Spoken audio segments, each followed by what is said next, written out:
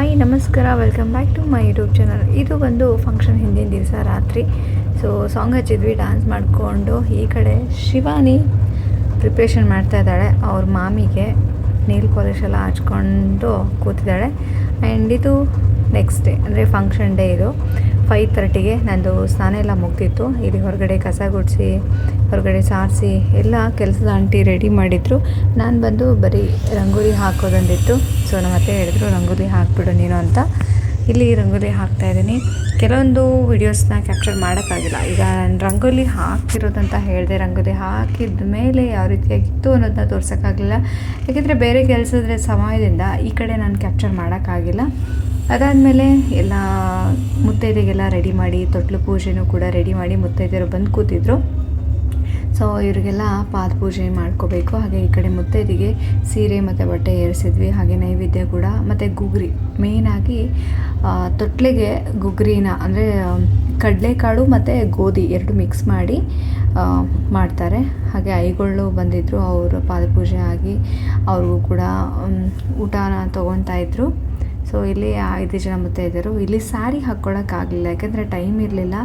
ಇನ್ನೂ decoration, welcome decoration ಎಲ್ಲ ಮಾಡಬೇಕಾಗಿತ್ತು. ಸ್ಯಾರಿ ಹಾಕ್ಕೊಂಡು ಮಾಡೋಕ್ಕಾಗ್ತಿರ್ಲಿಲ್ಲ.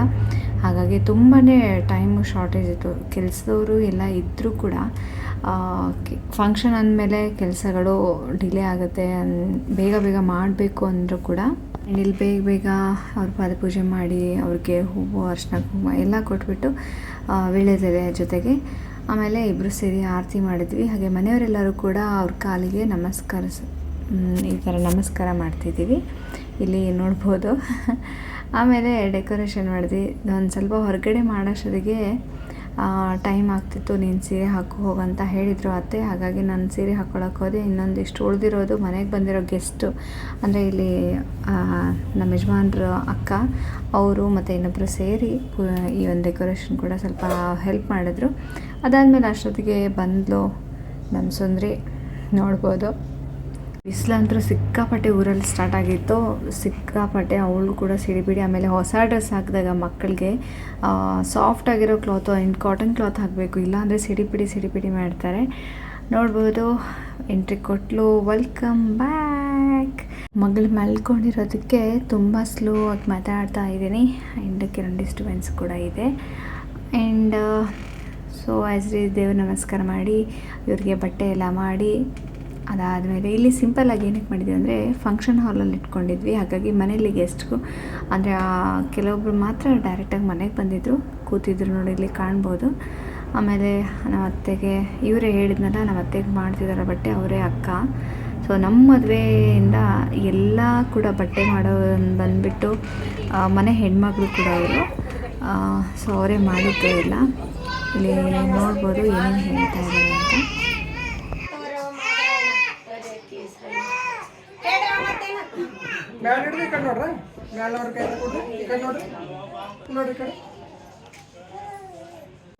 ಕೂಸನಾಗಿ ಬಾರಟ ಕಲ್ಲರೆಸಿದ ಜೋ ಜೋ ಕೂಸಿನ ತೊತ್ತಲಿಗೆ ರೇಷಮೆ ಜಗ, ಕೂಸಿನ ತೊತ್ತಲಿಗೆ ರೇಷಮೆ ಜಗ, ಕೂಸನಾಗಿ ಬಾರಿ ಮೈಲಾರ ಮಲ್ಲಣ್ಣ ಜೋ ಜೋ, ಕೂಸನಾಗಿ ಬಾರಿ ಮೈಲಾರ ಮಲ್ಲಣ್ಣ ಜೋ ಜೋ, ಕೂಸನಾಗಿ ಬಾರ ಮೈಲಾರ ಮಲ್ಲಣ್ಣ ಜೋ ಜೋ, ಕೂಸನಾಗಿ ಬಾರೋ ಮೈಲಾರ ಮಲ್ಲಣ್ಣ ಜೋ. ಸೊ ಮನೆಯಲ್ಲಿ ಏನೇನು ಮಾಡಬೇಕು ಸಂಪ್ರದಾಯ ಎಲ್ಲ ಮಾಡಿಬಿಟ್ಟು ಫಂಕ್ಷನ್ ಹಾಲ್ಗೆ ಹೋದ್ವಿ. ಅಲ್ಲಿ ನೇಮ್ ರಿವೀಲ್ ಮಾಡ್ತಾಯಿದ್ವಿ. ನೇಮ್ ಬಂದು ಏನಿರ್ಬೋದು, Bhargavi. Yes, Bhargavi her name. So almost late ಆಗಿತ್ತು, ಹಾಗಾಗಿ ಕೆಲವೊಂದು ಕ್ಯಾಪ್ಚರ್ ಮಾಡೋಕ್ಕಾಗಿಲ್ಲ. ಜೊತೆಗೆ ಊಟದ್ದೆಲ್ಲ ಕ್ಯಾಪ್ಚರ್ ಮಾಡೋಕ್ಕಾಗಲಿಲ್ಲ. ಫಂಕ್ಷನ್ ಹಾಲಿಗೆ ಹೋಗಿದ್ದೇ ಲೇಟ್ ಆಯಿತು. ಆ್ಯಂಡ್ ಇದು ನೆಕ್ಸ್ಟ್ ಡೇ ಮಾರ್ನಿಂಗ್. ಇದು ನೋಡ್ಬೋದು, ಅವಳ ತಂಗಿಗೆ ನನ್ನ ಮಗಳು ನೋಡಿ ಹಚ್ಚೋದು ಯಾವ ರೀತಿ ಹಚ್ತಾ ಇದ್ದಾಳೆ ಅಂತ. ಅವಳು ನೋಡಿದ್ರೆ ಒದ್ದಿ ಬಿಸಾಡ್ತಾ ಇದ್ದಾಳೆ, ಇವಳು ನೋಡಿದ್ರೆ ಹಚ್ಚೋಕ್ಕೆ ಹೋಗ್ತಾ ಇದ್ದಾಳೆ.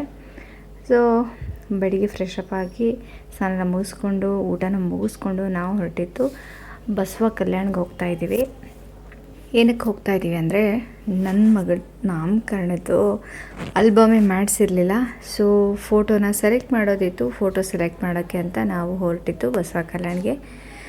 ಅಲ್ಲಿ ನನ್ನ ಫಂಕ್ಷನ್, ಸೀಮದ ಫಂಕ್ಷನ್ನು ಮತ್ತು ಮದುವೆದು, ಆಮೇಲೆ ನಾಮಕರಣದ್ದು, ಮತ್ತು ಈಗ ನಮ್ಮ ಮೈದನ ಮಗಳಿಗೂ ನಾಮಕರಣಕ್ಕೂ ಅವ್ರಿಗೆ ಕರೆಸಿದ್ವಿ. ಸೊ ಈಗ ಫೋಟೋ ಆಲ್ಬಮ್ ಎಲ್ಲ ಮಾಡಿಸ್ಬಿಟ್ಟು ಅಲ್ಲಿಂದ ನಮ್ಮ ಯಜಮಾನ್ರು ಅವ್ರು ಓದಿರೋ ಕಾಲೇಜೆಲ್ಲ ತೋರಿಸ್ತೀನಿ ಅಂತ ಅಲ್ಲಿಂದ ನಾವು ಹೊರಟಿದ್ವಿ. ಇದು ನೋಡ್ಬೋದು ಅವ್ರ ಕಾಲೇಜು. ಸೊ ಅವರ ಹಳೆಯ ನೆನಪುಗಳನ್ನೆಲ್ಲ ಹೇಳ್ಕೊಂಡು ಅಲ್ಲಿನ ಮೆಮೊರೀಸ್ ಎಲ್ಲ ನನಗೆ ಹೇಳ್ತಾಯಿದ್ರು. ಹಾಗೆ ಬಸವ ಕಲ್ಯಾಣದಲ್ಲಿ ನೋಡೋಂಥ ಪ್ಲೇಸಸ್ ತುಂಬ ಇದೆ ಅಂತ ಹೇಳಿದ್ದೆ. ನಾನು ಕೂಡ ನೋಡೇ ಇರಲಿಲ್ಲ. ಇವ್ರ ಕಾಲೇಜ್ ಅಕ್ಕಪಕ್ಕನೇ ತುಂಬ ಇದೆ, ಗವಿಗಳಿದೆ. ಅಕ್ಕಮಹಾದೇವಿ ಗವಿ ಅಂತೆ, ಮತ್ತು ಬಸವಣ್ಣವ್ರದ್ದು ಅಂತೆ, ಆಮೇಲೆ ಹಾಗೆ ಹರಳಯ್ಯ ಅವ್ರದ್ದು, ಹಾಗೆ ಇನ್ನೊಂದು ಇಬ್ಬರದೆಲ್ಲ ಇದೆ. ಸೊ ನೋಡದೇ ಇರೋ ಅಂಥ ಪ್ಲೇಸಸ್ ಎಷ್ಟಿದೆ ಅಂತ ನನಗೆ ನಾವು ಊರ ಹತ್ರನೇ ಇದು ಕೂಡ ಹೋಗೋಕ್ಕಾಗಿಲ್ಲ, ಕೆಲವೊಂದು ನೋಡೋಕ್ಕೆ ಆಗಿಲ್ಲ. ಇಲ್ಲಿ ನಮ್ಮ ಯಜಮಾನರು ತೋರಿಸಿದ್ರು. ಅದಾದಮೇಲೆ ಸಂಜೆನೇ ನಾವು ಬೆಂಗಳೂರಿಗೆ ಹೊರಟೋದಿತ್ತು. ಇಲ್ಲಿ ನೋಡ್ಬೋದು ನಮ್ಮ ಮೈದನ ಮಗ ಬಾಯ್ ಮಾಡ್ತಾ ಇದ್ದಾನೆ ನೋಡಿ. ಬ್ಲಾಗಲ್ಲಿ ಹಾಕು ದೊಡ್ಡಮ್ಮ ಅಂತ ಹೇಳ್ದ. ಸೊ ಅವ್ನು ಖುಷಿ ಅಂತೆ. ನಾನು ಬ್ಲಾಗಲ್ಲಿ ಅವನು ವಿತ್ ವಾಯ್ಸ್ ಸಮೇತ ಹಾಕಿದ್ದೀನಿ. ಸೊ ಮುಖ ಚಿಕ್ಕದು ಮಾಡ್ಕೊಂಡಿತ್ತು ನಾವು ಊರಿಗೆ ಹೊರಟವಾಗ. ತುಂಬ ಮಿಸ್ ಮಾಡ್ಕೊತಿದ್ದೀನಿ. ಆಮೇಲೆ ಅವರ ತಂಗಿ ಕೂಡ ತುಂಬ ಮಿಸ್ ಮಾಡ್ಕೊತಾಳೆ. ಯಾವಾಗಾದರೂ ಅಂದರೆ ನೆನಪು ಬಂದಾಗ ಆಟ ಆಡ್ತಿರುವಾಗ ಅಣ್ಣ ಅಣ್ಣ ಅಂತ ಇರ್ತಾಳೆ. ಫೈನಲಿ ಬಂದು ನಾವು ಗುಲ್ಬರ್ಗಕ್ಕೆ ರೀಚ್ ಆದ್ವಿ. ಬಟ್ ಟ್ರೈನ್ ಬಂದು 8:15 ಇರೋದು 9:40. ಸೊ ಟೈಮ್ ಇತ್ತು ತುಂಬಾ. ಅದಾದಮೇಲೆ ಫಂಕ್ಷನ್ ಡೇ ನನ್ನ ಬರ್ಡೇ ಕೂಡ ಇತ್ತು. ಸೊ ಲಾಸ್ಟಿಗೆ ನಾನು ಕೆಲವೊಂದು ಪಿಕ್ಚರ್ನ ಅಪ್ಲೋಡ್ ಮಾಡಿದ್ದೀನಿ, ನೋಡ್ಬೋದು. ಆ್ಯಂಡ್ ಬೆಳಿಗ್ಗೆ ಅಣ್ಣ ಬಂದಿದ್ದ ಕರೆಯೋಕ್ಕೆ, ಅಲ್ಲಿಂದ ಮನೆಗೆ ಹೊರಟ್ವಿ. ಸೊ ಇವತ್ತಿನ ವ್ಲಾಗ್ ಮುಗಿಸ್ತಾ ಇದ್ದೀನಿ. ಈ ವ್ಲಾಗ್ ನಿಮ್ಮೆಲ್ಲರಿಗೂ ಇಷ್ಟ ಆಗಿದ್ದಲ್ಲಿ ಲೈಕ್ ಮಾಡಿ, ಕಮೆಂಟ್ ಮಾಡಿ, ಹಾಗೂ ಶೇರ್ ಮಾಡಿ. ಅನಿಸಿಕೆ ಅಭಿಪ್ರಾಯನ ಕಮೆಂಟ್ ಬಾಕ್ಸಲ್ಲಿ ಹಾಕೋದನ್ನ ಮರಿಬೇಡಿ. ಮತ್ತೊಂದು ವ್ಲಾಗ್ ಜೊತೆ ಭೇಟಿ ಆಗ್ತೀನಿ. ಅಲ್ಲಿವರೆಗೂ ಟಾಟಾ, ಬಾಯ್ ಬಾಯ್ ಆ್ಯಂಡ್ ಟೇಕ್ ಕೇರ್.